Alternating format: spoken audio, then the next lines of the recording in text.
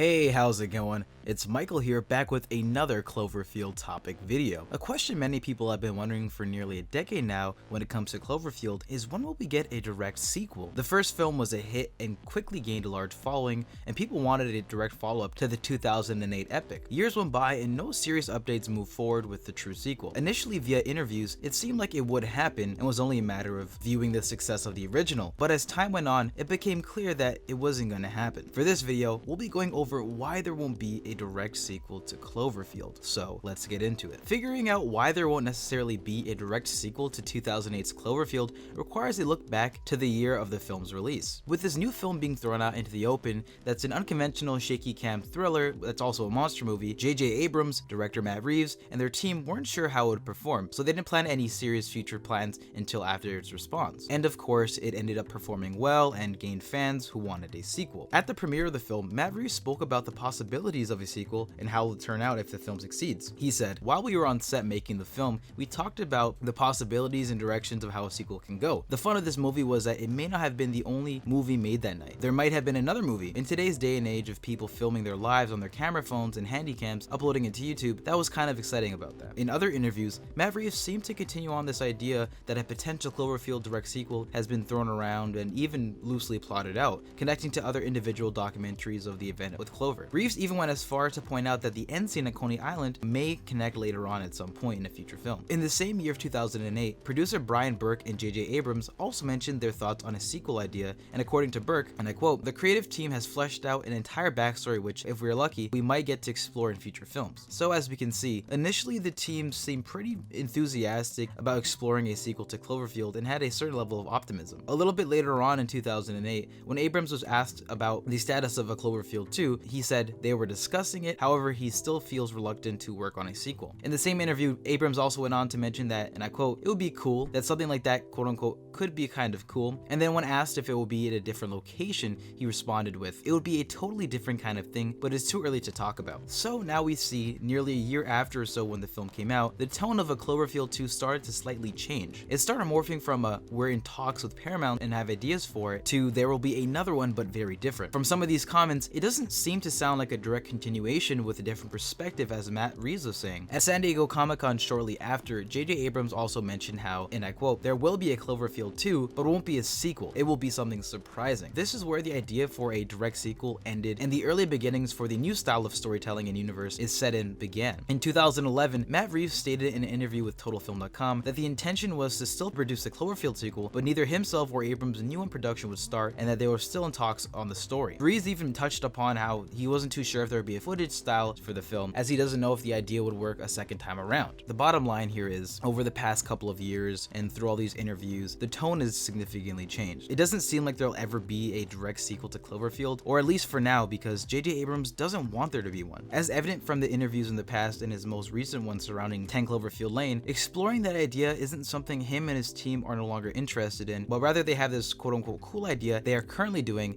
which is connecting all these different Cloverfield films through small, subtle connections. For example, in a 2016 interview with Fandango, when talking about 10 Cloverfield Lane, Abrams mentioned, "This movie is very purposefully not called Cloverfield 2 because it's not Cloverfield 2. The association is clear and there are multiple connections, and there is a bigger idea at play for us with these movies and this connection." So this bigger idea is clearly what Abrams and his team want, and this appears to be what audiences will be getting in this Cloverfield verse. What that is exactly is these very different films that are vaguely connected together, from Cloverfield to 10 Cloverfield Lane to God Particle and more. Anyway, but that's gonna wrap it up for this video on why there won't be a direct sequel to Cloverfield. What did you think about this video? Let us know your thoughts in the comment section down below, and do you think there ever will be a direct sequel to Cloverfield? Why would you or why wouldn't you not want to see one? As always, if you enjoyed this video, then be sure to leave a like and subscribe to the Hybrid Network if you haven't already. I'm Michael, signing off for this video. I'll see you next time. Take care.